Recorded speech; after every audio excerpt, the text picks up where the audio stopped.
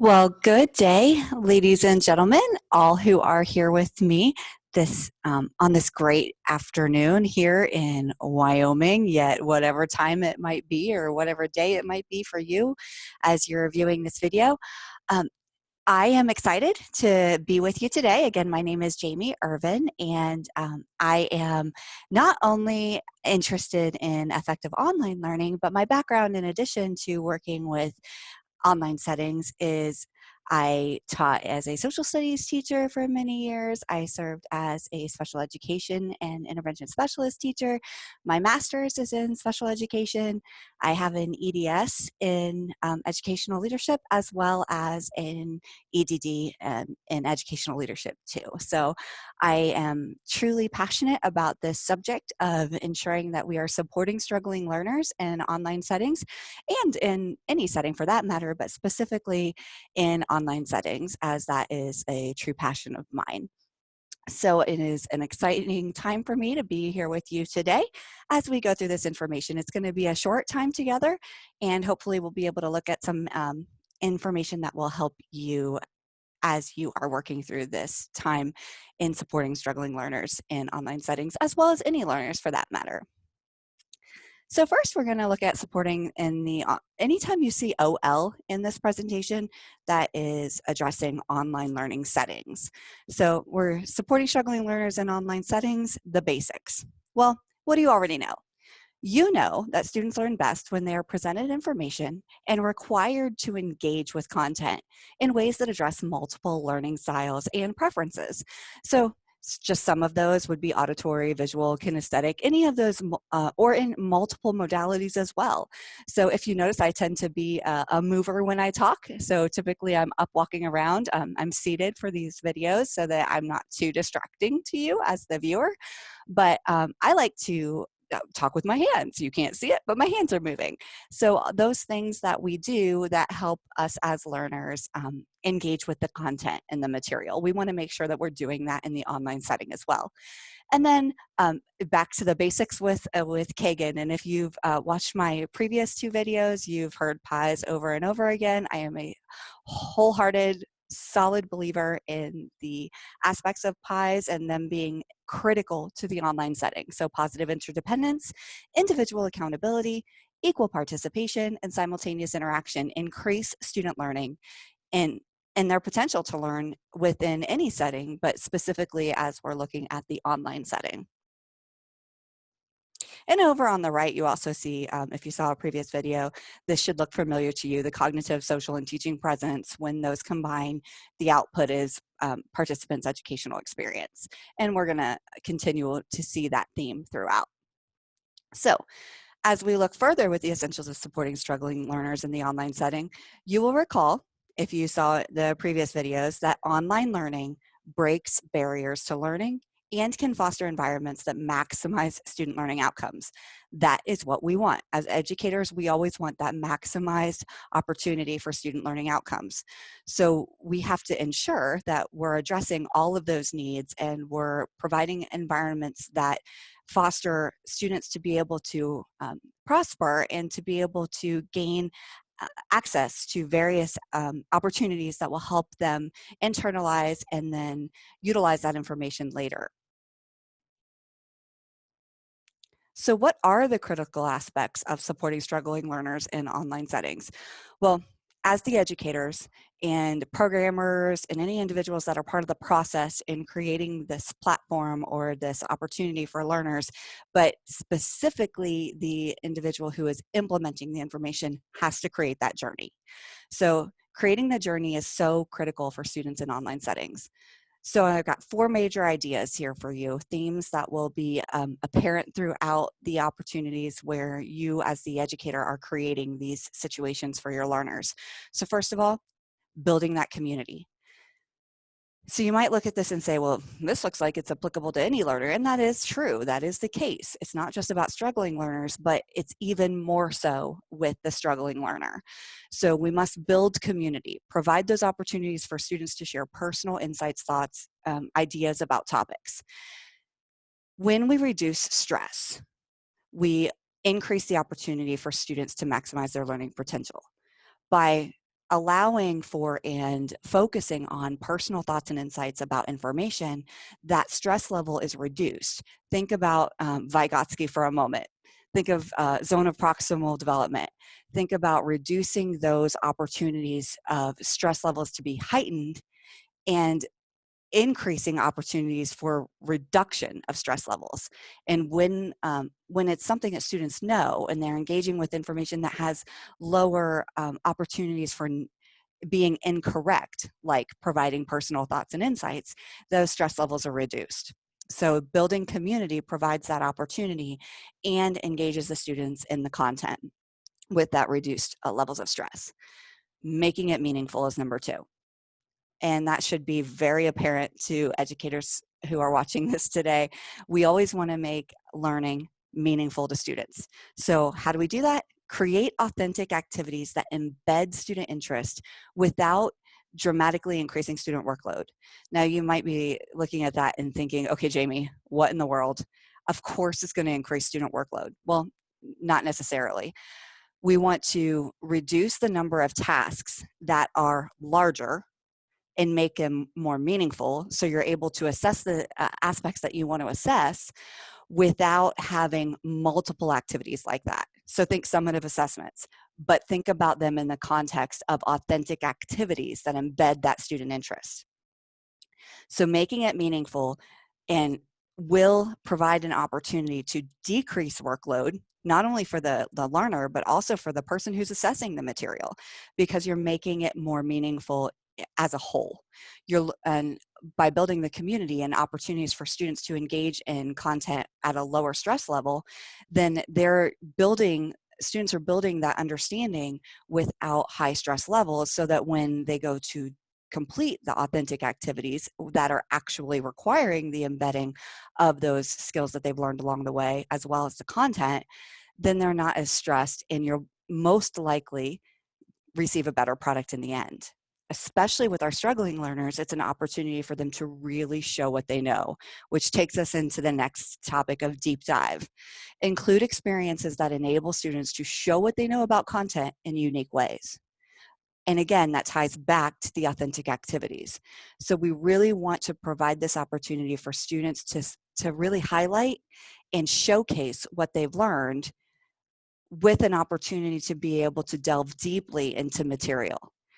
And make it personal, and this is huge. You're looking at that topic, you're like, okay, that sounds a little strange, but when you look at it, you're like, oh, okay. Remember the tiers of RTI. And if you're a seasoned veteran educator, or if you're new, you're probably like, yep, I know RTI. So remember those tiers, remember who your students are, remember what they need, and do not forget that in the online setting. Specifically with struggling learners, now everyone can struggle with a particular content, so you're going to be implementing RTI regardless of what tier you're working with. But even more so with your tier 2 and tier 3, that those students are, I'm sorry, tier 1 and tier 2, but those students are going to be your highest need. And it's going to be interesting as you work with these students to take the appropriate topics and delve deeply into those tiers with the students as they are needed. And then set times to conference individually. Now I put a time period there of 15 to 20, 5 to 20 minutes. And that is a huge, obviously, a huge difference in time there. But it's for you to be able to see that there is no set amount of time that's important here. It's you give the students what they need for the appropriate level of individual conferencing. So what would be the recipe for success, as kind of the theme I've been using when we're supporting struggling learners in the online setting? Well, there's some critical ingredients. So let's start first with that number one bullet there: activities that require participant interaction in small groups about course content. And if you've watched the previous videos, this is something you've heard before. It's just worded a little bit differently. But when we build community, we have to have that opportunity for participants to interact in small groups about course content. You want to have relevant tasks that provide students the opportunity to show what they know. You want to have real-time sharing of student work and descriptive feedback. Determine specific tasks that you deem are the ones that you want to be able to delve deeply into. If you're familiar with Collins Writing Program, the Collins Writing Program references them as focus correction areas. Any type of RTI program is going to have its own words and buzz themes to hone in on. But basically, you as the educator know what are the goals for every activity and every unit that you're giving. So hone in specifically on those critical tasks, those critical aspects that students must master, and give the descriptive feedback in real time for those activities. For instance, let's say you have an activity where you're having students share a writing assignment, and it's in a Google Doc or it's in a OneDrive document. Provide that real-time descriptive feedback within a shared file in the comments section. Allow for that individual conferencing to take place in such a way that it's meaningful at the time that the students are doing the assignment. Now, I don't mean that you have to be constantly looking over a shared document, but set up a time when you notice that there's an issue and you want to, or you notice that something's really good and you want to take them 30 seconds set aside and say, hey, Johnny, I want to talk to you, or I want to communicate with you in a web conference about this great topic that you have for your assignment, or this excellent paragraph where you've described some really awesome points. So use these opportunities to really connect with your students through descriptive feedback in real-time audio and visual opportunities. Include RTI as needed. Now, this is tough to hear at times. Some of you are like, well, duh, Jamie, we know that. But I have to say it. RTI is not only for the brick and mortar setting. Remember your formative assessments. Remember those opportunities to do short cycle assessments and find out where your students are. Use those exit tickets, use those surveys to be able to determine what it is you really need to hone in on with individual students that then could be addressed in those individual conferencing sessions. Some students are going to require more individual conferencing. Some students are going to require less, but you should not keep students from having individual conferences because they're performing. You want to have opportunities for students to hear the great things, as well as students who need to hear, and it could be the same student who needs to hear the increasing areas for improvement. Now, the next one, consult with your intervention specialists or your special education teachers and the support staff. Use them, talk to them, bounce ideas back and forth, ask them to come into a session and discuss with the student with you if you need to. These people are there as individuals who are experts in their field, just as you are experts in your content. So utilize these individuals to be able to provide the support, the RTI, in the general education setting, and in this unique general education setting that you're probably experiencing right now. And that final point under the critical ingredients, reimagine individual conferencing. Use online forums, use web-based discussions, use real-time text-based conversations. Have these opportunities to discuss in such a way that the tools that you have now in front of you, you may not necessarily have thought about in a traditional brick and mortar setting. If you have students completing tasks that can be done in some sort of shared version, whether it's a Google Drive, Google Form, Google Slides, OneDrive opportunities, whatever a shared format might be, share those with the respective support staff that can be able to help provide feedback and insights as well. That connection and community within the educator side is so critical in providing suggestions and opportunities for reaching your struggling students in new, innovative ways. What do you avoid?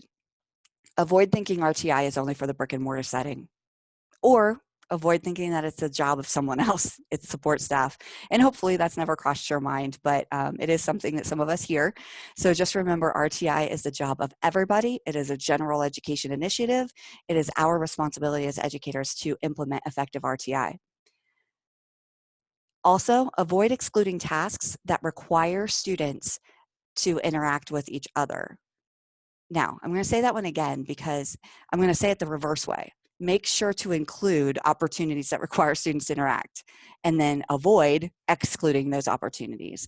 Now, obviously, not every opportunity should be with other students. Now it can be, but it's about obviously balance, but we need to ensure that the students are interacting with each other and with their peers in a way that is meaningful, relevant, authentic, and builds community.